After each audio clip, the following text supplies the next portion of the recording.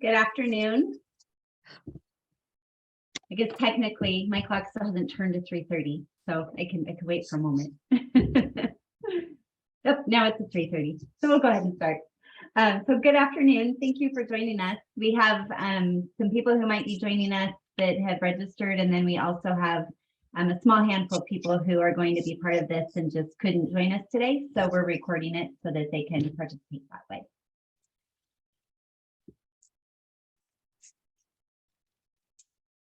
So my name is Cyndi Caniglia, and I'm leading this. I'm definitely not the teacher per se, because that's not really the nature of what we're doing here. So I'm pretty excited about what we're doing and the nature of this type of professional development. And I'll tell you a little bit about the inception of it after we go ahead and introduce ourselves and all of that, kind of where this idea came from and all of that. So anyway, I'm really excited you're here. I'm very excited to work with you. And I'll go ahead and introduce myself, and then Aiden, I'll have you introduce yourself as well. I am a professor at Whitworth University, and I teach teacher education courses. I teach a lot of special education courses and do so with graduate and undergraduate students. And Whitworth is in Spokane, if you haven't heard of Whitworth. And I've been there now. This is my 5th year. And I'm also getting my administrative credentials. So 2 days a week, I get to be in schools on Monday and Friday full time. And then Tuesday through Thursday, I get to be in the university world. And so it's really full, but it's very exciting. I just felt like 6 years was starting to get too long from being out of the classroom. And so I am fully immersed. So I have all kinds of stories. It's very fun. But anyway, that's just a little bit about me. So Aiden, do you want to introduce yourself? Yeah. Hello, I'm Aiden. I'm a graduate student at Washington State University in the College of Education. And I work with the Cedar Washington Committee as a kind of like a project manager, and I run the website and kind of facilitate some of these professional development opportunities. So you probably saw that I emailed you all, and I'm really happy you all are here, and I think this is a great opportunity for teachers or directors. Yeah. Tracy, would you like to go next? Sure. Good afternoon. I'm Tracy Donahue. I'm a special services director in the Sumner-Bonnie Lake School District. And so I'm excited to be here today. Awesome. And where is that located? Western side of the state, northeast of Tacoma. Okay. Okay. Awesome. Welcome. Emily. Hello, I'm Emily. I work at Pride Prep School in Spokane, Washington. Oh, great. So you're not very far away. Yeah. And are you a teacher or an administrator? I'm a teacher. I teach Spanish. Okay, super. Welcome. How about Marnie? I also teach at Pride schools, like the rest of us here. I teach environmental science and the farm to table class in the high school. Oh, awesome. Okay, welcome. Michelle? Hi, I do a multitude of things, but I'm the special ed director, special ed teacher at Pride Prep as well. So okay, we have a theme going. This is awesome.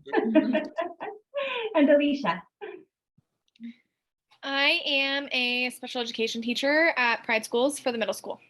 Okay, awesome. Well, welcome all of you. I hear about Pride Prep, or occasionally you'll meet someone who's gone there, or meet someone who has children there or whatever, but I've never really met anyone who works there. So it's nice to meet all of you. I'm glad you're here. And I'm not sure where the others are from. Aiden, you're kind of in the know on that, but anyway, it'll be fun. It'll just be fun to get to know people. So I am going to go ahead and share with you my PowerPoint. Sorry, we actually usually will not have a PowerPoint, but this first time we do. It's not very long, so don't worry, it's not going to be one of those. but I did want to share some information with you and just kind of kickstart you so that we're up and running and make sure you had an opportunity to ask questions and all the things. So so I'll pull that up here in just a minute. But before I do, I wanted to tell you kind of why this class. And actually, I should back up even more and just ask you. I'm curious. How did you find out about this class?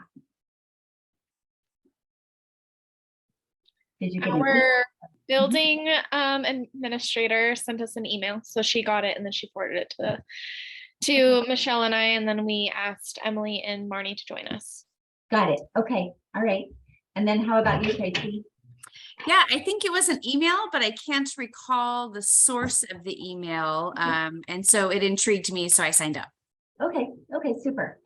So, and Tracy, if you want to all of a sudden say, oh, wow, this would be great, because this is also open to paraeducators and as well as teachers. And so, if there's some people you'd like to add on or let them know about, that's an option. We can work with that. So, and all of you, but I'm just thinking you as a SPED director. So anyway, and CEDAR, do you have any knowledge of what CEDAR is? CEDAR Washington. Okay, so I thought maybe I better explain to you what that is. So CEDAR is a national organization, and it's funded through OSEP, so the Office of Special Education Programs, and we just received our third round of funding, and it's a large sum of money. It's all filtered through the University of Florida. Is that correct? One of the Florida universities. I think it's University of. And what they've done is this is their third iteration of this funding, and so now we have 17 for sure. It might be 18 states that are part of CEDAR. And what CEDAR does is, our mission is to improve teacher education, and in particular to coordinate K-12 programs or preschool to 21 programs with teacher education programs, and to do a better and even more than that, but statewide, like everyone who's actually involved in education, get people talking and coordinating with each other. And the mission is to ultimately improve teacher preparation and in that improve education practices. So so we do a whole lot of different things. There are many members on our CEDAR team, ESD people, people from the state who are part of the Inclusionary Practices Project. Oh my goodness, people from we have the director from PAVE. We have who am I, Aiden? Where is everybody from? Yeah, we almost have all the teacher preparation programs in the state. So I think we're just missing 2 teacher prep programs in the state, but we have professors and faculty from across teacher prep programs and PESB and Yes, WEA. So I got a big committee, and then our committee works on individual projects. So they're all kind of split up and working on specific areas of reform. We do a lot of work with WACD, which is the Association for Colleges of Teacher Prep. PESB, Aiden already mentioned.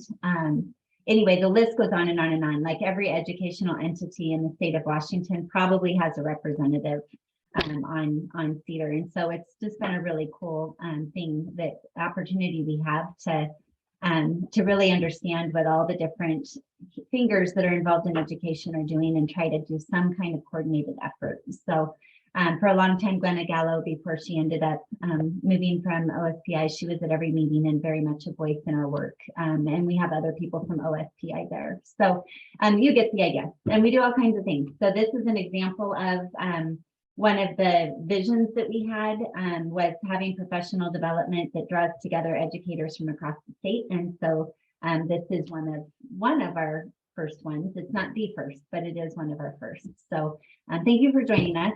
And we have Leanne. So Leanne, we did do some introductions already, and but we'd love to hear from you. Where are you from?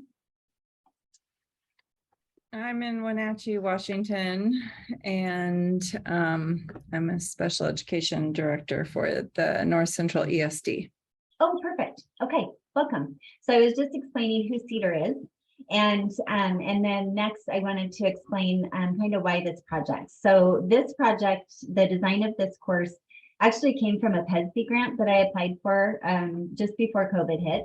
And the PESB grant, the purpose behind it actually was really to ignite PGPs for paraeducators. But in that, they made funding available for us to do collaborative PLCs and PGPs. And so what we did is we partnered, Whitworth partnered with 3 different schools, and we ended up following through with 2 schools. There were some logistics for another school and they just couldn't do it at the time. And so we were able to have a team from both school buildings, and they were collaborative. We had speech therapists, we had special ed teachers, gen ed teachers, paraeducators, principals. And that was part of the grant. There needed to be somebody represented from all of the roles that we typically have within schools. And then we collaborated in teams and we learned about high leverage practices. We read the textbook together. Everybody presented on different parts. We jigsawed that textbook every time we met in these PLCs. And then everybody wrote a PGP. And so, and it was very cool because we had teachers partnering with paraeducators, and paraeducators were involved in goal setting and implementing action plans and being able to collect data and reflect on that data, and just very empowering, and to be part of a team. Like the paraeducators who were part of it, there was 6 of them. They had never been part of a team like this, and seen more as just more as a colleague as opposed to maybe how they were feeling prior to that. And so it was really empowering for them. I think it was my favorite part. And then for them to be able to stand up and present and share their learning on the chapter they read with their teachers, it was awesome. It was just a really great experience. And so I wanted to mimic that here. And so it won't be exactly the same, of course, but this is not going to be okay, now we're going to get all of our training on high leverage practices, and it's not going to be like this. This is going to be more self-guided. So there's modules. So this first module, I'll ask in a moment if you were able to peek at the modules on PGPs. If not, you can do it after, so it's okay. But the first module was to look at PGPs and then come today and get any questions answered. The module next time is going to be to look at high leverage practices between now and the next time we meet. And then after that, we all start professional growth plans, and then I'll provide support as you go. You can also provide support to each other, and we'll come back and meet 2 more times and end in February. That's kind of what that looks like. So trying to mimic that in a PLC online. And then those of you who are at Pride Prep, I mean, the 4 of you, you'll have your own mini little PLC in person going too. So that's awesome. So far, does anyone have questions? Okay. All right. So I'm going to go ahead and do the death by PowerPoint piece here. It won't be that bad. And here we go. A new PowerPoint is awesome. It's all of a sudden just starting to pop up different designs and I don't have to download them anymore. Kind of excited. But there we go. That was really delayed. Okay. So here we go. Introductions, we already did that. And then the schedule, I'll just give you a visual. It's essentially what I just said. And then Aiden also has it uploaded in the module, but we will have a total of 4 meetings, and we'll record all of the meetings as well. But these meetings are not going to be very exciting to be recorded, especially after this one, because it's really going to be more us collaborating and talking. It'll be exciting for those attending. It just won't be exciting for people watching after the fact. So, and you can see our different focus for each time we meet. And by February 2nd, I do realize that it's possible we won't have our PGPs wrapped up. But what we will do, it'll be a showcase, and the showcase will be here was my goal, here was my action plan, and here's where I am now. And so the understanding is truly that you're done with your PGP when you're done with your PGP. And I'll stay with you, supporting you however you need. And maybe you won't need support, but I'll be available to you until we get it turned in. So there isn't like pressure to have this wrapped up by February 2nd. Okay, so did we have another person join us, Alicia?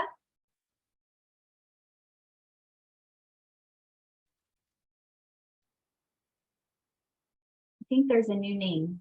So hello, Alicia. So did everyone have a chance to look at the PGP portion of the modules before joining us today? No? Okay, it's okay. So I am going to go ahead and close out of my screen here just for a minute.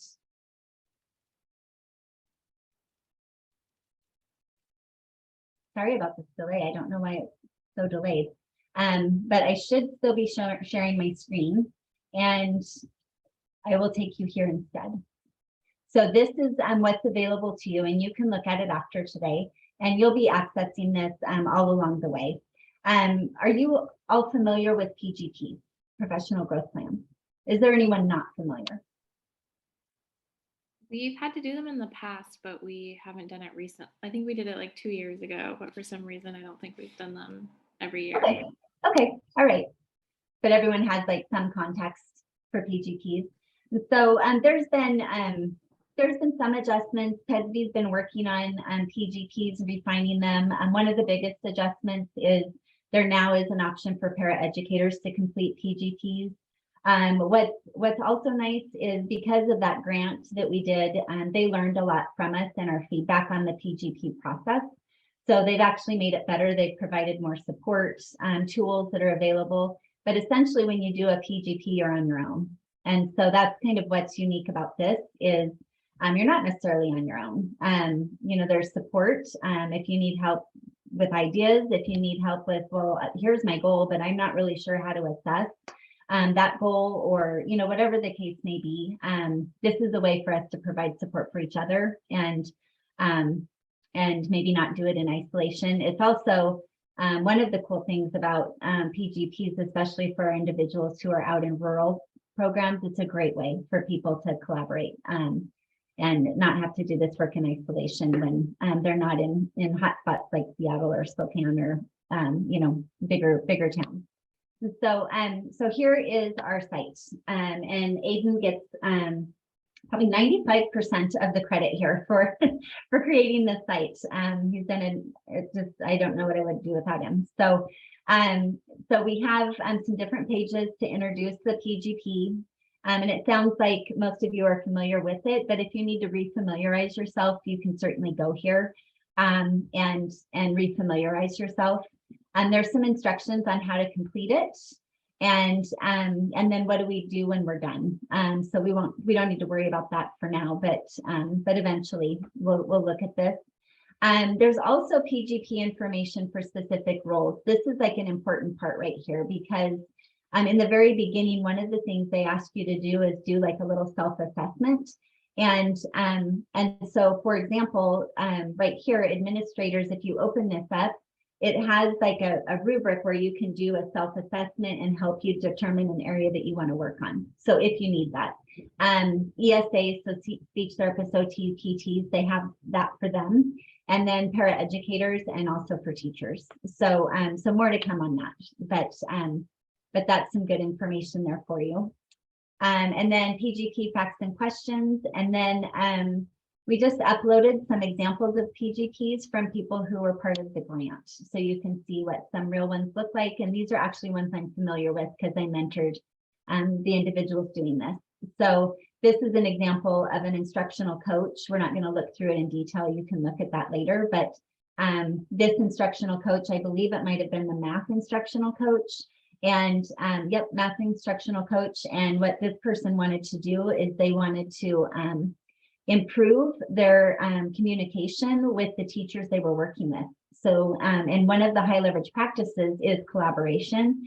And so she focused in on that collaboration aspect. And then her pre and post test was actually just a survey she put together on, how do you feel about how things are going now and what needs to be improved, and then a post survey.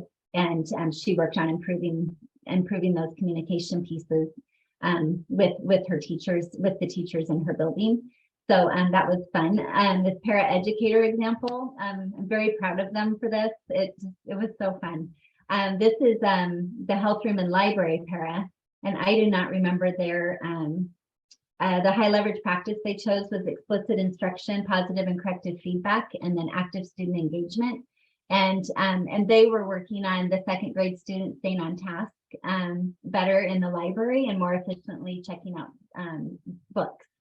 So the other paraeducators, one did a math intervention with a group of kids, another did a reading intervention with a group of kids and collected data. So pretty fun. Special education teacher example. This one just had a situation where paraeducators were refusing to collect data, and the teacher wasn't feeling super confident in her ability to collect data and have a data collection system.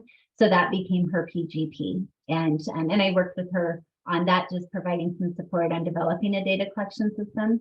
And then she implemented it. And then lastly, the classroom teacher, there were so many different things these teachers did.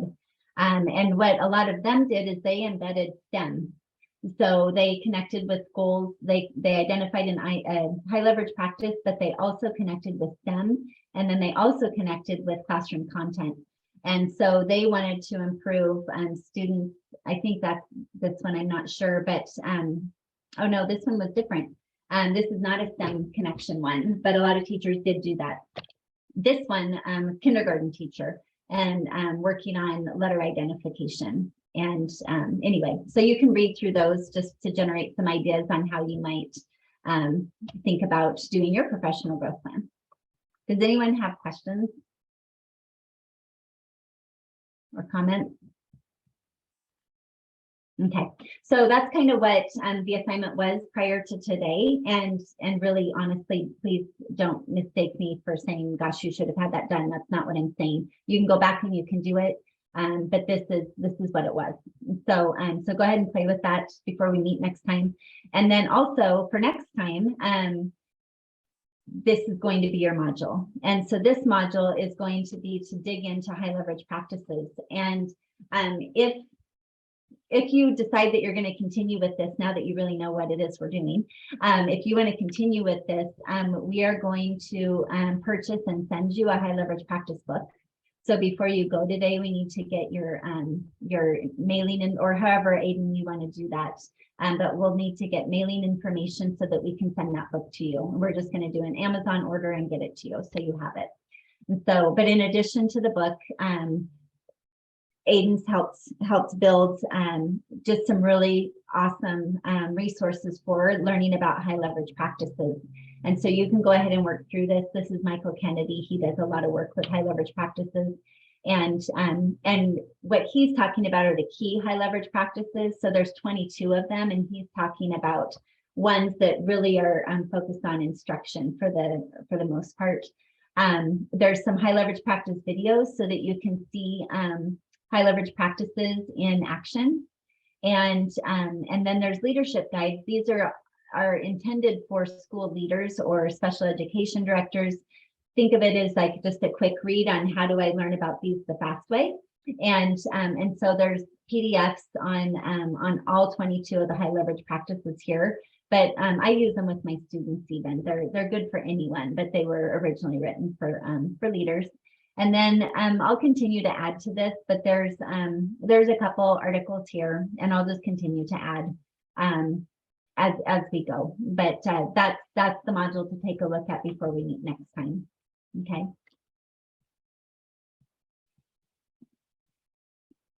I'm going to swap back over to the PowerPoint here.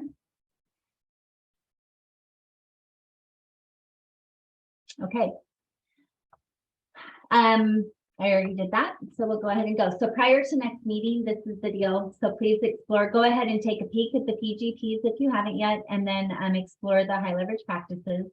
And then coming to the meeting, if you want to identify one or more high leverage practices that you're thinking about focusing on, and that isn't going to have to be written in stone. It's just just have an idea of something that you want to focus on, or maybe more than one. And then by then you'll have your text. So if you have time, you could even read the associated chapters with those high leverage practices in the text. Okay, or watch videos, or however it is that you want to learn about those. So that will be the assignment. This is a little bit premature, but I thought if anyone is not familiar with PGPs, they might want to know what the steps are. And I think everyone here is familiar, but maybe it's been a while. So I'll just go ahead and revisit them.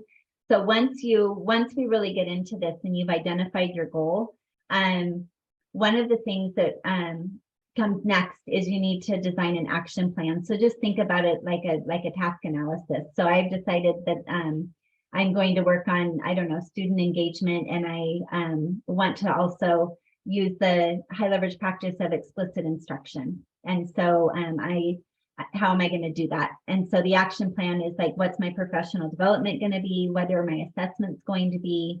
And then how am I going to, kind of a timeline for how I'm going to implement it? That would be your action plan. Then you're going to collect evidence. There has to be some measurement tool.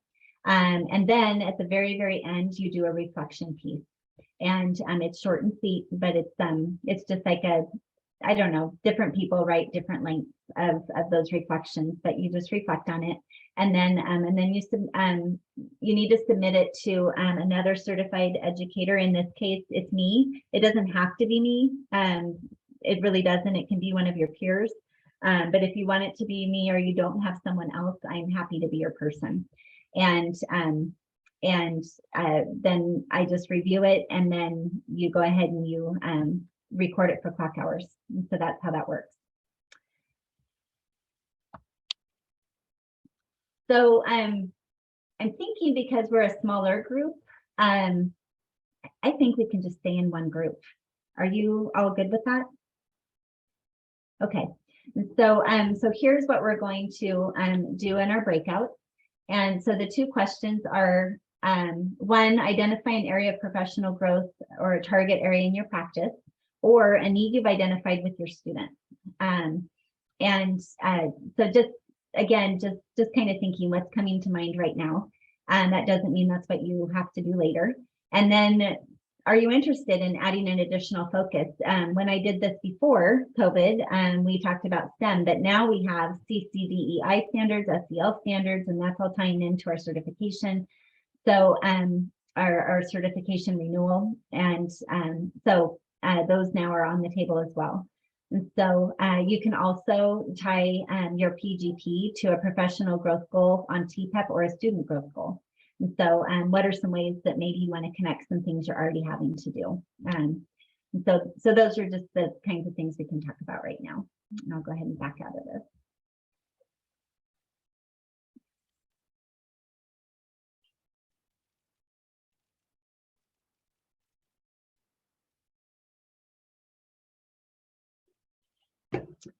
All right, Aiden, it's not letting me. Are you trying to stop your screen share? Yeah, I was, but I think I got it. Okay, There we because go. I can remove you if you need. There we Oh, go. there we go. Okay. I just every now and then, as well versed as I am, I don't know why, but sometimes I can't make Zoom work. I just forget. Totally. Okay, so what are you thinking? What are you all thinking about?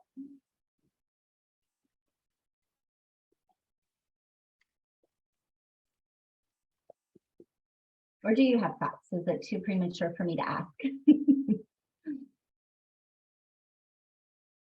Yes, I'm only a second year teacher, so I'm familiar with the PGP. I did it when I was getting my certification, but that was about it. So I'm not familiar with, like, is there a list of things where I can look at for the first question? So what the targets are? I don't have a list of things, but like I would say, like even thinking about in your own classroom, like we had teachers who wanted to do a better job of giving immediate feedback to their students. And so they wanted to have a technology component. And so they dove into using OneNote as their way of having students post feedback and providing feedback to students. and making it more immediate. So that was a project they did. We had some teachers who were really big into accomplishing their STEM requirement. And so they took science instruction and then also identified academic vocabulary in science, and then decided that they wanted to focus on that with students. So they just measured where are students now with the vocabulary I want them to have, and then where are students now after they finished their project. So it's kind of just relevant to you and your classroom. And some people sometimes just want to learn about something. So maybe you just want to learn about high leverage practices. And so you can write an action plan for professional development. You don't even have to do like a data project. It can just be professional growth. And so you're going to watch the videos, you're going to read the chapters in the book. I'm making this up, but you make up your own professional development, how you want to learn it. That's a professional growth plan.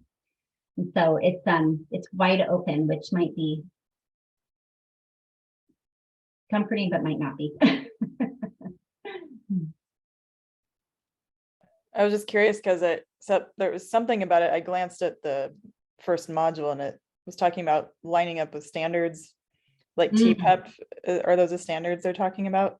They're talking about, here, let me go. I'll go ahead and share my screen again, and I'll show you the standards that they're talking about.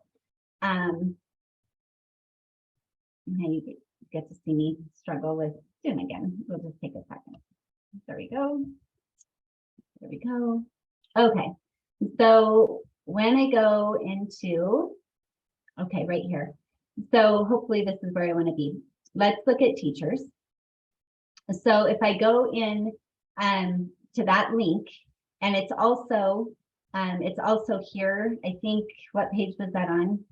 It's probably where I should be modeling. Uh-oh.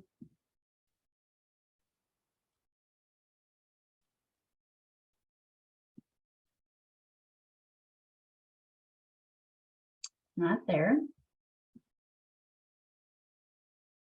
Okay, so if you, this might be easier for you. So the how to complete a PGP, if you go down here and you go in this way, under teachers, it'll say self-assessment forms, and it'll also give you standards for PGP alignment. And this looks really similar for whether you're an administrator or a paraeducator as well, or an ESA. So standards for PGP alignment, you get to choose. So you can align with the CC-DEI standards if you want, the SEL standards if you want, or your professional educator standards. So, so that would be these standards right here. So you get to choose what standards. Oh, and then there's also STEM. You can align with STEM. Okay. When you go into the self-assessment form, here we have some self-assessment. So let's just say you want to work on in this area, cultural competency. Then they have created a little rubric for you to score yourself. And then in doing that, then you can figure out what's an area that you want to focus on.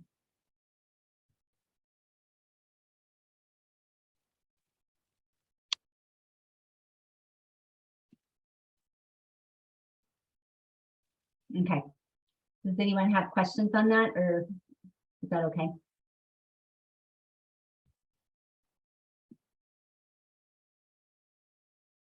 We're good? Okay. The end of the school day. Everybody's tired. Okay. Does anyone have thoughts? Anything immediately coming to mind? Or like an area like CC-DEI or SEL or anything you're thinking about?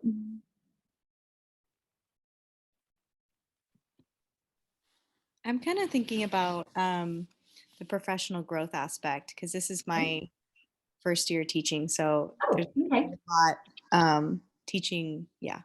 There's just a lot I'm learning and a lot I'm remembering, because I taught for 3 years in another country, and then now I'm teaching here. And so it's been a while. So yeah.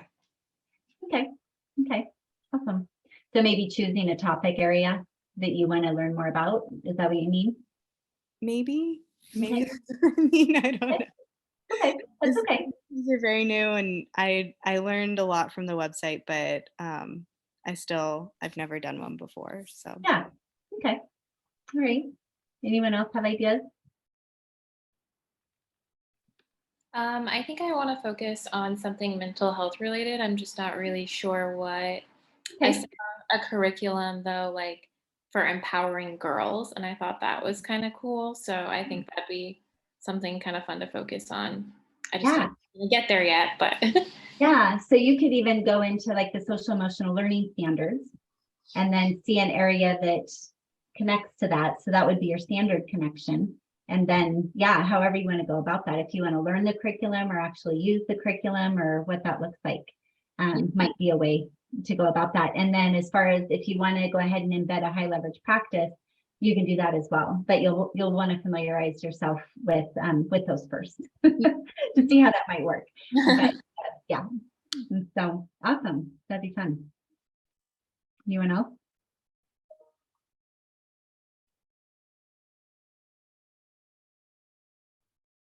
I would actually be leaning towards what you mentioned, I think, second, which was professional growth in an area. So for me, it would be the high leverage practice. It's the one that you said, Okay. it's an area that we're trying to focus on as a district. So trying to make sure that my knowledge is deep enough before we lead the work of whatever that might be. So I think that that's probably where I would focus. Okay, awesome. Awesome. Yeah. So I mean, something like that can be just outlining how you're going to go about that learning, looking at the tools that we've given you and figure out what works best for you. Then you develop a plan and then somehow figuring out how am I going to assess if I actually learned it. And so, yeah, that's awesome. Do you have any thoughts, Alicia? Or lots of thoughts and not sure? I don't know yet. I don't know yet. I did one 2 years ago, and I don't think I actually followed through with it too much. It was just more of like professional growth, Uh-huh. how to support my students. But we are a full inclusion school, so I don't know if it's like being able to support gen ed teachers more. I don't know with those students. I'm not sure yet. But Okay. So yours could be something along like collaboration, maybe. I don't know. Like I think of the instructional coaches where, I mean, the one math coach, she would describe that she felt like there just wasn't good communication for planning for students. And so there was breakdown in that process. And so they improved their frequency of meeting, how they went about meeting, and then also developing a communication system to smooth that out. So that was kind of a cool thing. And so, yeah, so I don't know, just an idea. I like it. Thank you. Yeah, something along those lines. Yeah, and if you need to brainstorm and you don't want to be here with everybody staring at you, I'm happy to brainstorm with you too, if you want to. Yeah, and I think after you dig into the high leverage practices and figure out what the different options are under high leverage practices and think about your own practice and think about those standard areas that you're going to connect with, I think things will probably start to come to you also over the next month.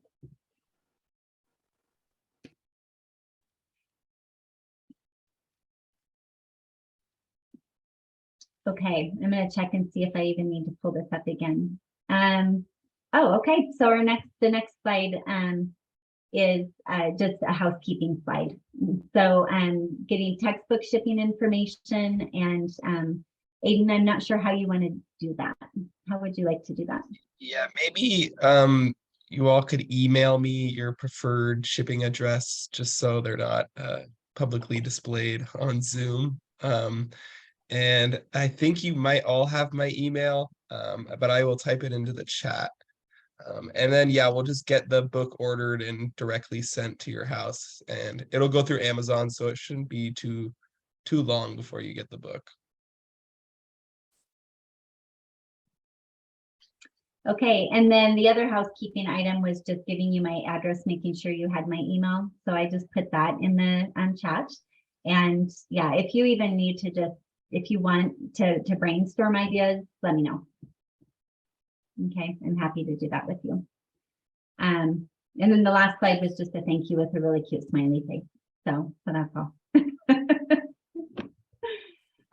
So do you have any questions before we end for today?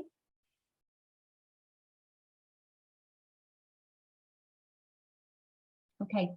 If you know anyone that wants to jump on board, they can certainly jump on board. The only request would be just that they do look at the PGPs and start to look at the that they look at the PGPs and that they start to dig into the high leverage practices. Just because next time what we will be doing is really talking about, all right, this is what I'm going to do, brainstorming with each other, and on starting to figure out the timeline. What's that timeline going to look like? What's it going to look like? So that'll be the next time we come together. Okay. Yeah, and this session will be recorded. So if you want to share this opportunity with your peers, I can send that recording to you. And again, this is open to paraeducators, which is pretty fun also. So if there's teachers or paraeducators, I guess really I'm thinking about you, Tracy, that you think would be interested, we'd love to have them join. Okay, thanks. I'll give that some thought. Yeah, and no pressure, just so you know it's an option. Yep. And so, okay, well, I'm looking forward to working with all of you, and I'm excited you're here. And I love that you have a team from a school. That's really awesome, because then you have partners right there day in, day out to be collaborating with as well. And so thank you. Thanks for joining us. Thank you. Thank you. You're welcome. We'll see you next time.